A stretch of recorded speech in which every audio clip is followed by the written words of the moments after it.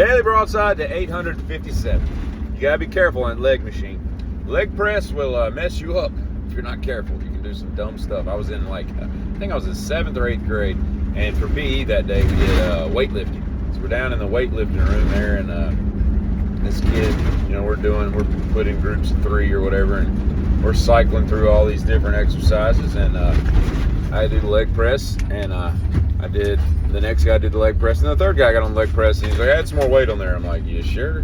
We've already got however many we had on there when we're 7th graders, Just add some more on there. And he did that, and then his feet slipped off and pulled all the skin off of both of his shins. And I mean, it just curled it back like a tuna can. And I'm like, oh, what have we done?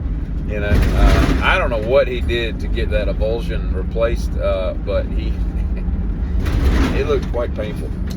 Everybody remembers where they were on 9/11, the Challenger explosion. I was in class for the Challenger explosion, and they wheeled in a TV.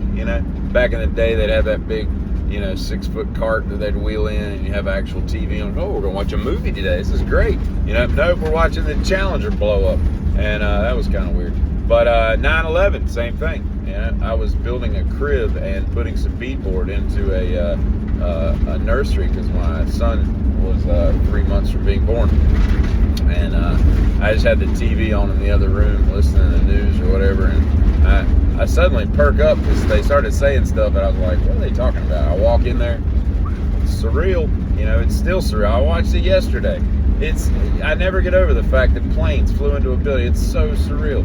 But here's the crazy part. Everybody remembers where they were, but the people that were in that classroom, they've got to have the coolest story ever. Like, where were you on 9/11? I was listening to the president read about a pet goat story, and we were learning to read. Those kids looked like they were like 7, and I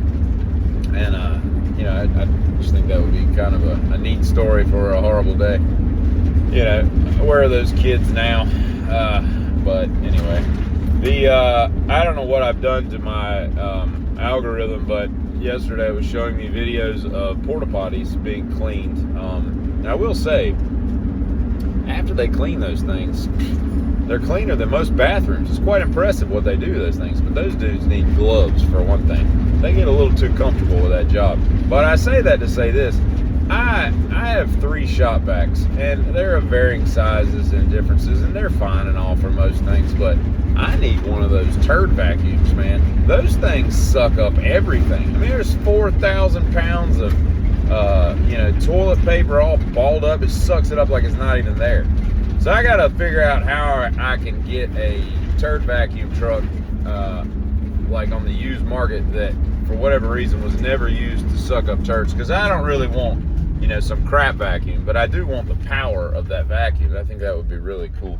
But anyway, I was watching a video also yesterday of how they build sumo rings, because my algorithm is all over the place, and apparently I'm now into porta potties and sumo wrestling. But it was called like the Rodadishu and the Diayu and all these weird Japanese words that I'm mispronouncing. But these dudes basically take all this clay, and it takes them 400 hours to build this compact. It's like 19 guys going around making this crazy structure that's like compacted by hand and with these wooden little shovels and all this crazy stuff. And I just thought to myself, there's got to be a better way. There's got to be a mini hoe that could go in there and do that a little quicker. But tradition in Japan is really exciting. And more to the point, I'm going to Japan as soon as my son graduates high school. We're going to Japan for a trip, and I cannot wait, because one of the things I'm going to do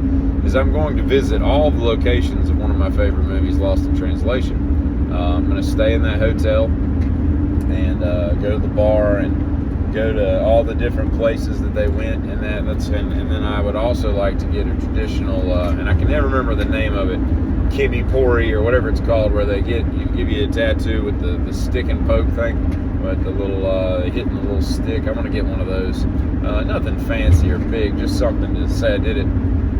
So that's all I have to say today. It's a brief one. Brevity is on the menu for today. So y'all have a great, what is Tuesday in my part of the world. Hey, Kitty.